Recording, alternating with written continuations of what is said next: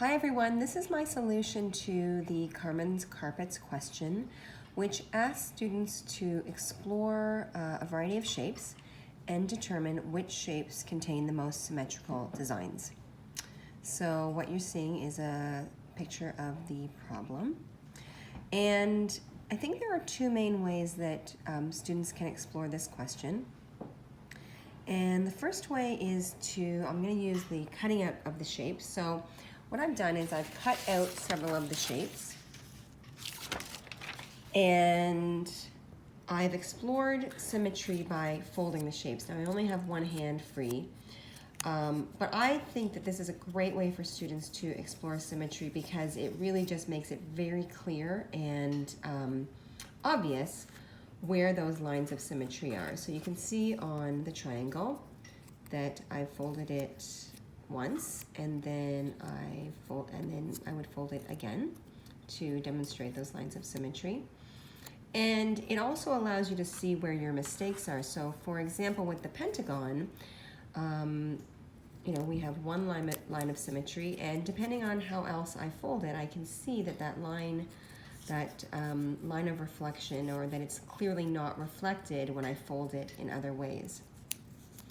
And in fact, I think the best example was when I was working with the parallelogram. And I think one area where students might both have difficulty but also have a bit of an aha moment is that a parallelogram, when you're kind of looking at it like this, it looks very much like a diamond, but in fact it's not a diamond. And when you start to fold it, you begin to realize that this is actually not a shape which actually has any lines of symmetry, even though those lines are somewhat close. So I think that was an interesting, probably one of the best examples of why folding the shapes really gives you a clear sense of the lines of symmetry. Another way is to draw the shape. You could also do as I've done here and just use the original sheet, but cutting out the shape and then drawing the shape onto the grid paper, and then exploring symmetry using drawn lines and a ruler as necessary. And this also makes it very clear where those lines of symmetry are. In this case, the 4 lines of symmetry on the square.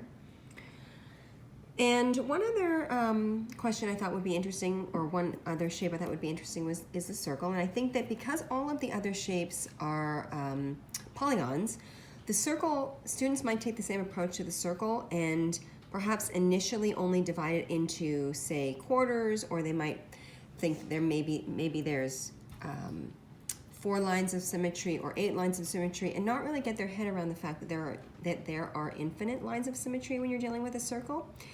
So I've just shown the 2 just to kind of give an example of where a student might not quite be have their head around that understanding of how a circle is unique in the number of lines of symmetry that it has. So that's how I would expect that students would solve the Carmen's Carpets question.